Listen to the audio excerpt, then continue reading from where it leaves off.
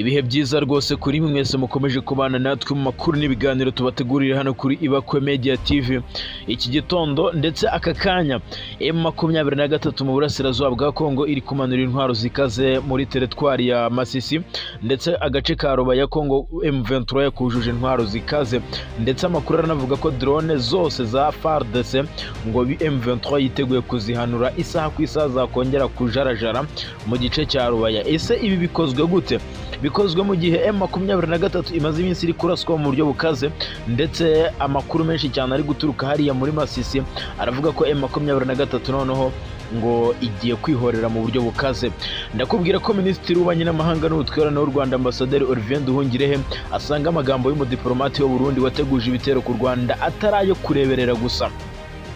Yabigarutse ku 24 Gicurasi 2026 akomoza ku magambo yavuzwe na Ambasaderi w'u Burundi mu Bubiligi yitwa Ntahiraja, wahawe ishingiro ibitero avuga ko bigomba kugabwa ku gihugu cy'u Rwanda.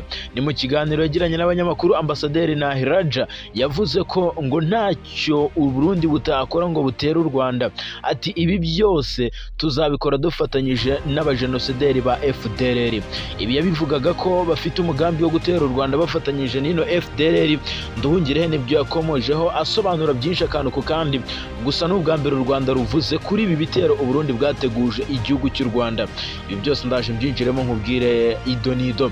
Ndakubwira kandi ko ibitero karahabutaka by'ihuriro ry'ingabo za leta ya Kinshasa byangije byinshi muri Rubangabo muri teritwari ya Rucuro, byababaje bikomeye cyane abayobozi ba M23 kuko aha Rumangabo ni hamwe mu duce dutuwe cyane n'abaturage, ariko ni tumwe mu duce n'ubundi tutakagabweho igitero kuko ni uduce tutarimo imirwano, kuko kugeza ubu ni uduce nyine turimo abaturage b'inzirakarengane nyine, kuko nta mirwano yigeze haba abe mu kwezi gushize ndetse no mu mezi abiri ashize, kuko kugeza ubu ngubu drone zarasaga mu Minembwe, wenda imirwano niho yari iri kwerekeza, ndetse no muri Masisi wenda imirwano yarabereye, ariko Rucuroho nta mirwano yari ihari. Ibi rero byababaje bikomeye cyane abayobozi muri M23 bavuga ko noneho icyo basigaje cyonyine ari ukwihorera mu buryo bweruye, noneho bakareka ibyo kureberera iby'ibi bitero. Ese bigiye gukorwa gute? Ni nyuma ya drone y'ihuriro ry'ingabo za leta ya Kinshasa ku munsi w'ejo yagabye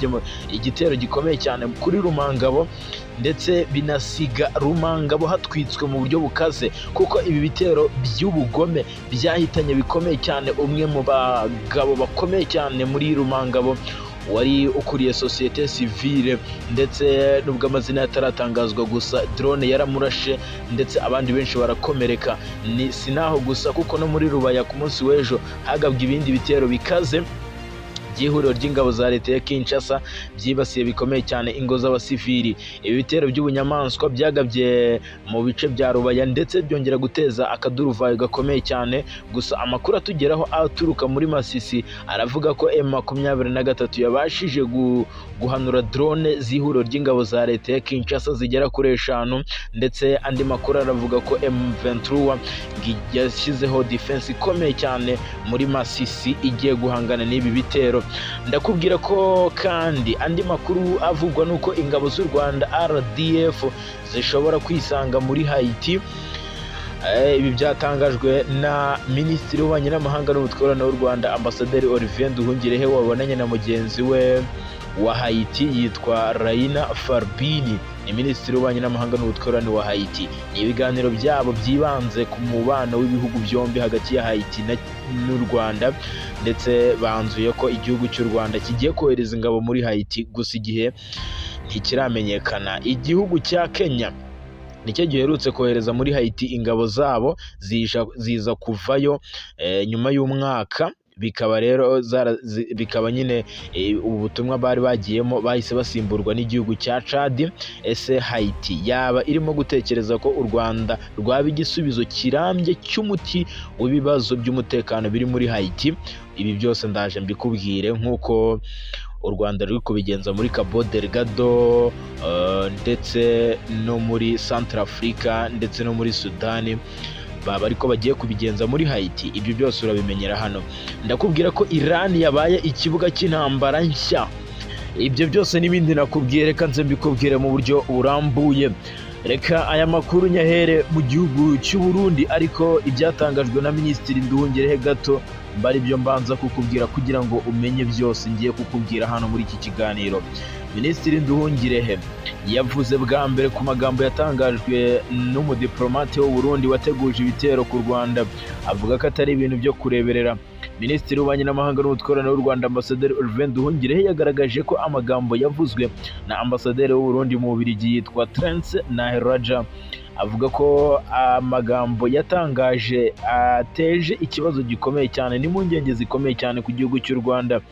Yabigarutseho ku munsi w'ejo akomoza ku magambo yavuzwe na Ambasaderi Naheraja wahaye ishingiro ibitero avuga ko bishobora kugera ku Rwanda ndetse bafatanyije n'umutwe w'abajenosideri wa FDLR. Ni mu kiganiro yagiranye n'abanyamakuru, Ambasaderi Naheraja mu minsi ishize yagaragaje ko ntacyo Uburundi butakora ngo butere u Rwanda, ndetse avuga ko igihugu cy'u Rwanda ngo bazakigabaho ibitero bikaze. Ni nyuma y'iminsi yashize hari amakuru avuga ko Uburundi ngo bwaba buyoboye umugambi wo gutera u Rwanda bafatanyije n'abajenosideri ba FDLR.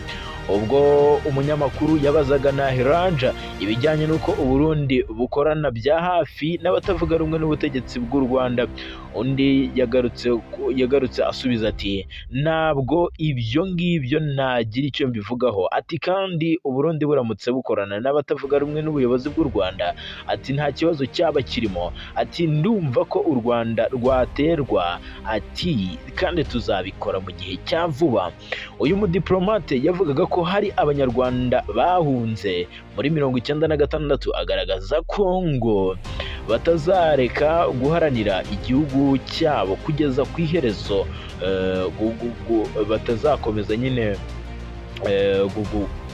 batazakomeza nyine kureberera nyine igihugu cyabo, nyine ngo bazakizamo ariko barwanye nyine avuga ko yirengagije ibya stati y'ubuhunzi ku Rwanda, bahunze nyine kuva muri 59 kugeza muri 98. Ati aba bose ntabwo bose bari mu Rwanda, ati rero n'abatari mu Rwanda ati bagomba gutaha, ati rero uburyo bazatahamo ati ni uburyo tuzabafashamo duhangana na leta y'u Rwanda. Avuga nyine ko bazagaba ibitero ku Rwanda mu buryo buziguye. Uwumvaga ko yitaga impunzi ari abajenosideri bahunze ubutabera kugeza ubu kibashakisha ngo bazagaruke, ngo nyine ubutabera buracyabashakisha kugeza ubu. Icyo bashaka ngo ni ukugaruka gukuraho ubuyobozi buriho mu Rwanda, ubundi bakabaho mu mahoro. Ati abanyarwanda ku bibi byinshi byakozwe na leta yabo, ati twiteguye gufasha abanyarwanda bose bifuza kugera mu gihugu cyabo, ati tuzabafasha. Avuga ko nyine bazafatanya n'abajenosideri ba FDLR. Abinyujije ku rubuga rwa X yahoze yitwa Twitter, Minisitiri w'Ububanyi n'Amahanga n'Ubutwererane w'u Rwanda Ambasaderi Olivier Nduhungirehe adaciye ku ruhande yahise amusubiza, agaragaza ko aya magambo akwiye kwibazwaho cyane kuko yavuzwe n'umudiplomate uzi neza amahame agenga diplomasi. Ati uriya Ambasaderi w'u Burundi mu bwami bw'Ububiligi, ati nubwo asobanukiwe amahame agenga abadiplomate ariyemeza, ati ntacyo yikanga, akavuga ko amagambo nkariya ati ari urutwitsi cyangwa nyine ari ugutwika. Ati se watwika wibasira igihugu cy'igituranyi? Ati anizeza ubufasha bw'ibitero ku bajenosideri ba FDLR babangamira umutekano w'u Rwanda igihe cyose. Ati imigambi yo gutera u Rwanda ivugwa n'abayobozi b'u Burundi kenshi, ati si ibintu bishya kuko no muri Mutarama 2024 Perezida w'u Burundi Evariste Ndayishimiye yavugiye Kinshasa ko azafasha urubyiruko rw'abanyarwanda bashaka gukuraho ubuyobozi bw'u Rwanda. Ati ni amagambo leta y'u Rwanda yamaganiye kure, igaragaza ko ari amagambo y'ubushotoranyi bukomeye cyane. Nduhungirehe rero yasoje avuga ko u Rwanda rwiteguye ndetse ruzakomeza gukaza ingamba z'ubwirinzi ku mipaka yabwo kugira ngo u Rwanda ruzabashe kwirwanaho igihe cyose rwaba rutewe. Nkiri kuri Nduhungirehe ibyatangaje, reka mbanze nkubwire ibyabereye muri Haiti. Ingabo z'u Rwanda zishobora kuyisanga muri Haiti. Ryan Robin, minisitiri w'ububanyi n'amahanga n'ubutwererane wa Haiti, ndetse yabonanye na minisitiri Olivier Nduhungirehe, minisitiri w'ububanyi n'amahanga n'ubutwererane w'u Rwanda.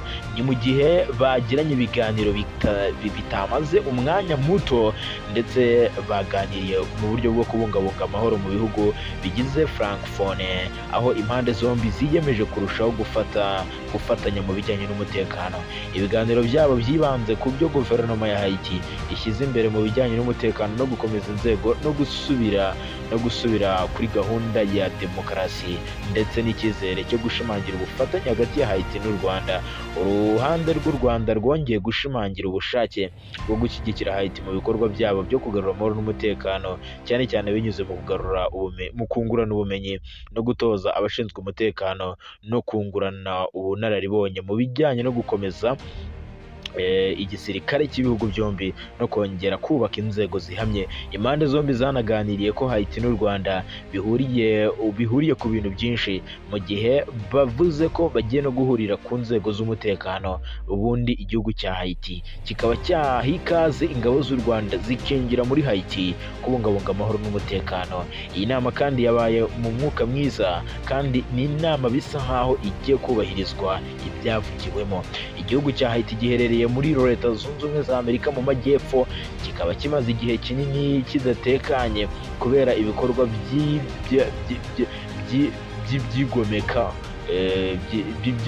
by'ibyigomeke byitwaje intwaro cyangwa ibyihebe byitwaje intwaro bigenzura igice kinini cy'umurwa mukuru Port-au-Prince, n'umurwa mukuru wa Haiti, aho amahanga akaba yaragerageje gufasha iki gihugu kugarura ubuyobozi bwa leta, ndetse bohereza ingabo nyinshi mu bice bitandukanye, aho igihugu cya Kenya giherutse koherezaho ingabo zikamarayo umwaka gusa ntizigeze zigera ku ntego zabo, nyine bahita boherezaho ingabo za Haiti. Ese Haiti yaba irimo no gutekereza igihugu cy'u Rwanda mu gihe ibintu bikomeje kunanirana? Iki kiganiro cyabaye kiragaragaza ko u Rwanda rushobora kuba ruri kwitegura gutabara igihugu cya Haiti nk'uko cyatabaye igihugu cya Mozambique ndetse na Centrafrica.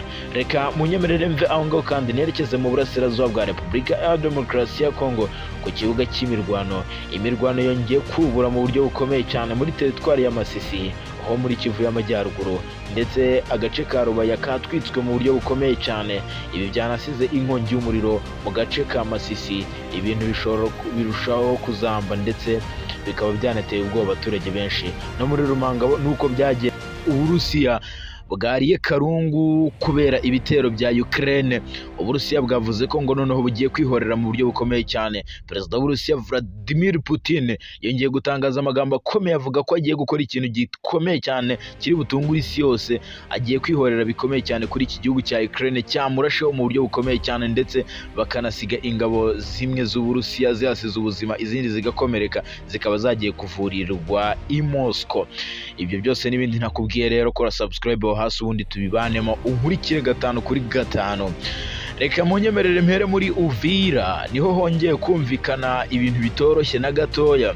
Muri Uvira hari kuvugwa imirwano ikomeye ndetse na deployment ikaze, hari no kuvugwa mu bwicanyi ubwo umusirikare wishwe, haravugwa kandi n'amakuru menshi cyane yuko abanyamurenge bakomeje kujujubywa.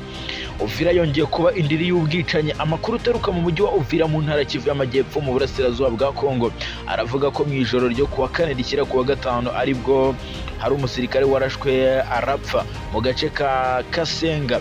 Bikekwa ko yaba yari umwe mu banyamurenge bakorera mu gisirikare cya leta ya Kongo FARDC. Kugeza ubu abanyamurenge bari kwicwa badatoranyijwe hano muri Uvira. Ntibari kwita kuri umusirikare wo mu ngabo za leta, ntibari kwita kuri umuki, bari kuguhitana pfa kuba uri umunyamurenge. Nk'uko amakuru yizewe atugeraho abivuga, ngo yabashije kumenya neza, n'umwe mu baduhaye amakuru yabashije kumenya neza iby'uyu musirikare wishwe, avuga ko yari umwe mu barwanyi bakomeye cyane b'abazalendo ukora mu mutwe umaze igihe ukorana n'ingabo za leta ya Congo FARDC ndetse imirwano ikomeye mu burasirazuba bwa Congo ngo yari umwe mu nkingi za mwamba. Nubwo kugeza ubu ubuyobozi bw'igisirikare butaratangaza imyirondoro ku mugaragaro y'uyu musirikare wishwe, amakuru akomeye cyane aravugwa ko abaturage babonye amashusho bavuga ko rero ngo yari afite isura ifite aho ihuriye n'abanyamurenge nyine, bikeka ko ngo yaba yari umunyamurenge bitewe n'isura ye nyine nuko bamukekaga. Ibi bibaye mu gihe ikibazo cy'umutekano mu burasirazuba bwa Congo, ikibazo gishingiye ku moko gikomeje kuvugwa cyane cyane muri Kivu y'Amajyepfo, cyane cyane mu bice biri kugenzurwa n'ingabo za leta n'abafatanyabikorwa babo barimo abazalendo, ingabo z'u Burundi ndetse n'aba FDLR. Mu myaka yashize hakomeje kumvikana ibirego by'uko bamwe mu banyamurenge bakorera inzego za leta cyane cyane mu gisirikare cya leta ya Congo FARDC bagiye bicwa cyangwa bagahigwa n'abo bakorana bazira inkomoko cyangwa aho bakekwaho ubufatanye n'isano rikomeye cyane rirwanya ubutegetsi bwa leta ya Kinshasa. Abasesenguzi bavuga ko iki kibazo cy'abanyamurenge muri Kivu y'Amajyepfo gifite inkomoko ndende mu mateka y'akarere, aho hamaze imyaka myinshi havugwa amakimbirane ashingiye ku butaka, ubwenegihugu ndetse n'imitwe yitwaje intwaro ikorera muri aka gace. Ibi byatumye bamwe mu banyamurenge bavuga ko bakomeje kuba mu bwigunge no guhohoterwa, haba abaturage basanzwe ndetse n'abakora mu nzego z'umutekano. Umujyi wa Uvira no mu nkengero zawo, abaturage baravuga ko ibikorwa bya gisirikare byakajijwe n'ingabo za leta n'abafatanyabikorwa babo, ni ibikorwa byo kuzambya umutekano ndetse no guhohotera abanyamurenge. Ndetse amakuru aranavuga ko hano muri Uvira ni umwe mu mijyi y'ingenzi ikomeye cyane muri Kivu y'Amajyepfo, aherereye ku kiyaga cya Tanganyika ndetse no ku mupaka wa Congo n'u Burundi. Mu mezi ashize nibwo uyu mujyi wabaye kimwe mu bice birimo ibikorwa byinshi bya gisirikare kubera intambara ikomeye cyane iri guhuza Alliance Fleuve Congo na FARDC. Nubwo ubuyobozi bwa Congo bwakunze kuvuga ubufatanye na FARDC ndetse n'imitwe y'abazalendo, kugeza ubu ngubu abahuza baravuga ko ino Uvira ikomeje kuba indiri y'imirwano ikomeye cyane ndetse n'ubwicanyi buri gukorerwa muri Uvira. Amakuru aravuga ko rwose mu minsi ishize ngo hanagaragaye deployment ikaze cyane y'ingabo z'u Burundi. Kugeza ubu n'ubwicanyi buvugwa ko igisirikare cya leta ya Congo kiri kubukorera abanyamurenge. Gusa amakuru atangwa n'inzego z'umutekano aravuga ko uyu mujyi ushobora kuba urimo ikikango gikomeye cyane gishobora no gutuma nyine hakubura urugamba isaha ku isaha. Bari no gutinya ko umutwe wa M23 waba wageze mu marembo ya Uvira, ndetse nk'uko biri gutangazwa agace ka Luvungi kari kuberamo ubwicanyi bukomeye cyane. Ibi byanasize n'ubundi uwitwa generali, ni umwe mu bajenerali bakomeye cyane aguye hano Luvungi. Reka mbe wenda ari naho nerekeza mbabwire iby'uyu musirikare wo mu ngabo za leta ya Congo warashwe na drone ya M23. Amakuru yari amaze iminsi acicikana ku mbuga nkoranyambaga mu burasirazuba bwa Congo aravuga ko uyu generali autoproclamé Byamungu Ruduga Abdallah ni umwe mu bayobozi bakomeye cyane mu mutwe w'abazalendo yapfuye azize ibitero bya drone, ndetse kwamamaza urupfu rwe byabaye mu muhango wo kumushyingura wabereye ahitwa Kigogo muri teritwari ya Uvira, aho abayobozi b'abazalendo n'abarwanyi bagenzi be bavuze ko rwose yishwe arashwe na drone arasiwe ku rugamba. Nk'uko byatangajwe muri uwo muhango, uyu generali Byamungu ngo yari aherutse kuvugwa mu bikorwa bya gisirikare byo kugaba ibitero mu Minembwe. Abatangabuhamya baravuga ko uwo muhango muri uwo muhango nyine niho babivugiye, bavuga ko iyi drone ngo yaramurashe mu gihe yari ari mu bikorwa byo guhuza no gutunganya imitwe y'abazalendo ikorera muri aka gace. Ngo nubwo hashize iminsi, gusa amakuru y'urupfu rwe avugwa ku mbuga nkoranyambaga mu baturage, ndetse kugeza ubu ngubu uyu mujenerali Abdallah yari umwe mu bantu bazwi cyane mu bazalendo, cyane cyane kubera uruhare mu gushaka gushyira ku murongo iyi mitwe y'abazalendo igizwe n'abarwanyi b'abaturage bavuga ko barwanya imitwe yitwaje intwaro irimo MRDP twirwanaho na M23 ikorera mu burasirazuba. Mu duce two muri Uvira, Fizi, Mwenga, bamwe mu bamushyigikiye bamufataga nk'umuntu washakaga guhuriza hamwe imitwe itandukanye y'abazalendo kugira ngo ikore nk'ingabo ingabo zifite umurongo umwe, hari n'abamushimaga ko yashoboye gukangurira urubyiruko rw'abapfurero ababembe gufata intwaro, kwifatanya ku rugamba n'igisirikare cya leta bakarwanya M23 na MRDP twirwaneho. Ibi bituma urupfu rwa General Byamungu rugaragaza indi shusho y'intambara ikomeje gukaza umurego muri Kivu y'Amajyepfo, aho drone y'imitwe yitwara nka gisirikare zikomeje nyine gucicikana muri ibi bice. Abasesenguzi bavuga ko urupfu rwa Byamungu rushobora kugira ingaruka zikomeye ku mikorere y'abazalendo muri teritwari ya Uvira na Fizi, cyane cyane kubera uburyo yari amaze kugira ijambo rikomeye mu guhuza imitwe isanzwe ikora mu kajagari. Nubwo yashyinguwe mu cyubahiro, hari n'abamufataga nk'intwari ikomeye cyane, amateka ya General Byamungu asize ishusho ikomeye cyane ivanze hagati y'umuntu bamwe babonaga nyine nk'uw'ingenzi ukomeye cyane hano mu burasirazuba bwa Kongo, cyane cyane mu ngabo za leta ya Kongo FARDC. Reka munyemerere kandi nerekeze mu yandi makuru no muri Kivu y'Amajyaruguru no muri Masisi hose ni Kinshasa, mbabwira uko byifashe.